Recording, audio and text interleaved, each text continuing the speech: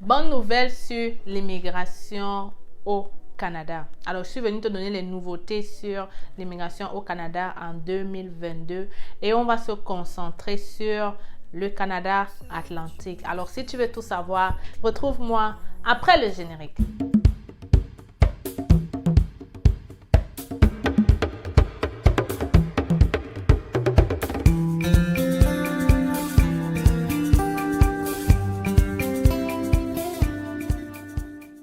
Alors, mes futurs Canadiens, j'espère que vous allez bien. J'espère surtout que l'année a bien débuté pour vous. Je vous souhaite une fois de plus une très belle année 2022. Et je pense que la vidéo d'aujourd'hui va être très intéressante pour toi parce que ça va te rapprocher sur ton rêve d'immigrer au Canada. Alors, un petit test très rapide. Il faut savoir qu'aujourd'hui, peut-être très bientôt, je vais mettre la lettre du mandat de l'immigration pour vous montrer quels sont les objectifs que le Canada veut atteindre. Et croyez-moi, le Canada compte vraiment sur l'immigration pour développer son pays de manière écologique. Aujourd'hui, je suis donc là pour te parler du programme du Canada Atlantique. Pour ceux qui étaient au courant et qui ont l'habitude de regarder mes vidéos, j'ai déjà parlé du programme PREPRICA, programme pilote de l'immigration du Canada Atlantique.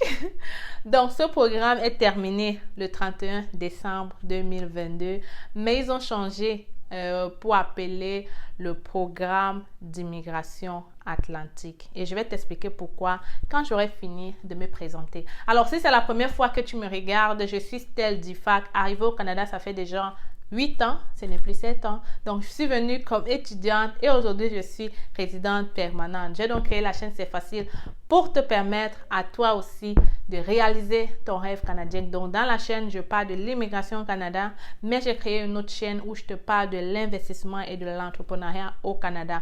Donc, cette chaîne s'appelle La Pause. Je vais t'inviter directement à aller comme ça t'abonner sur cette chaîne-là parce que là-bas, je te présente toutes les rouages du système financier. On parle de business, on parle d'argent. Je te permets à travers les deux chaînes ensemble de réaliser vraiment ton rêve canadien parce que oui, à travers C'est Facile, tu immigres au Canada et à travers La Pause, tu arrives à t'installer et à profiter de tous les avantages financiers du Canada. Alors, abonne-toi sur C'est Facile et ensuite, abonne-toi sur La Pause. Clique sur le bouton s'abonner qui est juste là en bas parce que vraiment, il serait très insensé de me regarder chaque jour et de ne pas t'abonner. Et pourtant, les informations que je partage sont très importantes et très cruciales pour la réussite de ton rêve canadien.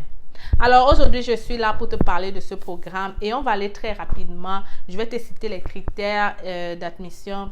J'ai un peu mal au bras, désolé. Je vais te citer les critères et tout. Et puis, ça va te permettre de savoir si tu peux ou pas postuler ou alors être pris dans ce programme. Il faut savoir que tout d'abord, ils ont changé le nom parce que le programme a tellement marché. Ils avaient appelé ça avant programme pilote parce que quand on parle de programme pilote, c'était vraiment pour un temps précis. Et vu que ça a très bien marché, ils ont décidé de mettre ça de manière permanente afin que les gens puissent immigrer là-bas autant qu'ils veulent. Comme ils le veulent en fait. Donc maintenant c'est permanent et vous pouvez y postuler tout le temps. Ok, donc l'autre programme PREPRICA est terminé le 31 décembre 2021 et maintenant vous allez pouvoir passer à travers le programme d'immigration du Canada Atlantique. Alors quand on parle du Canada Atlantique, ça regroupe ici 4 provinces, ok. On parle de l'île de Prince-Édouard, on parle de Terre-Neuve et Labrador, on parle du Nouveau-Brunswick et le quatrième retour, le dernier c'est Labrador, Nouvelle-Écosse. Alors voilà, en tout cas ce n'est pas trop des endroits que je connais beaucoup, ok, mais je vais réciter ces 4 provinces: Nouvelle-Écosse, Terre-Neuve et Labrador, île du Prince-Édouard et Nouveau-Brunswick. Par contre, j'ai déjà parlé beaucoup de Nouveau-Brunswick dans la chaîne, donc je t'invite à aller regarder pour savoir aussi les autres programmes qu'ils ont. Donc sachez que chaque province là a aussi un programme qu'on appelle le programme des candidats des provinces, ok? Alors parmi ces provinces, la seule qui est quand même francophone, donc pour les francophones, sachez que vous n'êtes pas épargnés. Nouveau-Brunswick reste une province francophone. D'ailleurs, Nouveau-Brunswick et le Québec sont les deux seules provinces au Canada qui sont quand même plus francophones que anglophone, ok? Alors très récemment, j'ai même aussi vu dans un article où il se plaignait que les gens qu'on envoie au Nouveau-Brunswick sont anglophones, alors que eux ils veulent préserver quand même ce côté francophone de leur province. Donc les francophones, vous êtes largement attendus à postuler au Nouveau-Brunswick, mais vous pouvez aussi postuler dans les autres provinces parce que le Canada est bilingue, ok? Donc vous pouvez postuler, même si vous êtes francophone, vous pouvez postuler dans une province anglophone sans problème. Alors, maintenant, si on veut entrer dans le sujet pour parler des exigences, je tiens quand même à dire que les frais de traitement de dossier sont de 1 325 $. C'est peu comparé aux autres programmes du gouvernement du Canada. Donc, 1 325 $ pour une personne, c'est quand même bien. Et le délai de traitement, je pense que c'est 6 mois. Donc, avec ce programme, tu as la possibilité d'immigrer au Canada en seulement 6 mois. C'est très génial et très possible parce que sachez que dans ces provinces-là, un peu pas très connues, il y a une facilité d'avoir une offre d'emploi. Ça revient à vous parler des différentes exigences pour pouvoir entrer dans ce programme-là. Alors, en même temps que je te parle des exigences, je vais te parler de la procédure, ok? Alors, avant de comprendre la procédure, il faut d'abord savoir si vous êtes requis pour pouvoir postuler à ce programme. Alors, première exigence que vous devez avoir de ce que j'ai vu, il vous faut faire un test linguistique. Ok, le test linguistique, je vais le dire, ça se fait dans tous les centres culturels français des différents pays où vous êtes. Moi, c'est ce que je connais, mais peut-être il y a d'autres centres. Pour les gens qui veulent faire en anglais, je ne connais pas, mais je sais que le CCF, il y a quand même un centre de CCF dans tous les pays en Afrique. Et c'est là-bas que vous pouvez aller, demander des informations et on va vous dire quand aura lieu le prochain examen et combien ça coûte. Ce n'est que là-bas que vous pouvez avoir l'information sûre et véridique.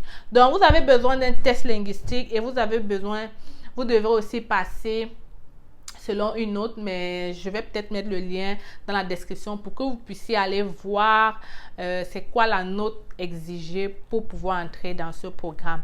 Alors, la deuxième chose, il faut faire une évaluation comparative de vos diplômes avant de pouvoir postuler à ce programme. Oui, ici, il faut l'avoir. Et l'évaluation comparative, qu'est-ce que c'est? Une évaluation comparative, c'est en fait un document qui vous dit que vaut votre diplôme, votre diplôme étranger africain au Canada. Par exemple, quelqu'un qui a, je ne sais pas moi, un baccalauréat technique en électricité au Cameroun, qu'est-ce que ça vaut au Canada? C'est donc cette évaluation comparative-là qui va vous déterminer et vous dire exactement qu'est-ce que ça vaut. Mais pour avoir un bref aperçu, j'ai fait une vidéo pour te parler des équivalences ou alors des différences entre les diplômes canadiens et les diplômes en Afrique en fait. Donc, va regarder la vidéo, ça peut quand même te donner un petit aperçu. Mais pour pouvoir postuler à ce programme-là, il faut faire cette évaluation comparative et ça se fait en ligne. WES. De toute façon, si tu t'en vas sur Google et tu tapes évaluation comparative de diplôme, je pense que c'est EDE. Je pense que l'organisme qui le fait, c'est WES selon les... J'ai déjà vu un peu comment ça se présente et je vois toujours écrit dessus WES. Donc, je pense que c'est l'organisme chargé au Canada de faire cette évaluation-là. Donc, tu as ton texte linguistique, tu as ton évaluation comparative. La troisième chose que tu dois faire avant de continuer, tu t'es déjà abonné. Il faut t'abonner, ok? Je te donne les informations gratuitement. Et tout ce que tu peux faire pour m'aider, c'est de t'abonner On a tendance à dire je vais le faire, mais on l'oublie à la fin de la vidéo. Alors abonne-toi directement, ça ne te coûte rien. Il y a un bouton en bas là qui est écrit abonner. Abonne-toi si tu veux que je continue. Et si tu ne veux plus rien rater sur les actualités sur l'immigration au Canada. En réalité, vous avez tout à gagner en vous abonnant aussi, ok? C'est vrai que vous me faites connaître, mais vous avez tout à gagner. Il y a des personnes, je vais quand même faire une pause, qui disent que vous pensez que c'est facile là pour vos yeux, c'est facile là pour avoir de l'argent. Je vais vous dire la vérité, YouTube ne me paie rien, ok? Si je sortais pour aller travailler, je gagnerais plus. Et YouTube n'est rien comparé vraiment à tous les efforts qu'on met pour faire une vidéo. Si vous ne le savez pas, ça prend énormément de temps. Faire une vidéo, faire le montage, ok? Alors, l'argent que YouTube me donne c'est très insignifiant pour le travail en arrière. Alors, tout ce dont j'ai besoin, c'est que tu t'abonnes et tu partages la vidéo. Ça, au moins, ça va m'aider. Ça me fait plaisir de voir vos commentaires, de voir vos j'aime et de voir vos likes. Pour moi, ça vaut plus. C'est la raison pourquoi j'ai créé C'est Facile. Aider les gens. C'était la raison première et ça reste la raison principale. Alors, je continue avec troisième exigence que tu dois avoir, preuve de fonds. Oui, il faut prouver que tu auras de l'argent pour subvenir à tes besoins. Peut-être quand tu vas arriver, le temps de trouver un emploi, le temps que tu puisses travailler un mois avant qu'on ne puisse te payer. Il faut quand même que tu aies de l'argent avec toi en fait, ok? Alors, cet argent peut être liquide. Ça veut dire que tu peux, dans ton pays, demander... on dit ça comment? En tout cas, tu peux venir avec les dollars canadiens de ton pays, mais il ne faut pas dépasser 10 000 dollars pour voyager au Canada. Le montant qu'on peut te laisser passer avec, c'est 10 000 dollars. En plus de ça, tu dois déclarer, ok? Et donc, pour ce programme, pour une personne, preuve de fonds, c'est 3 305 dollars, si je ne me trompe pas. C'est pas beaucoup. Une fois de plus, vous pouvez faire la conversion en francs CFA. C'est pas beaucoup du tout. Voilà encore une des choses merveilleuses avec ce programme-là. Il facilite vraiment tout.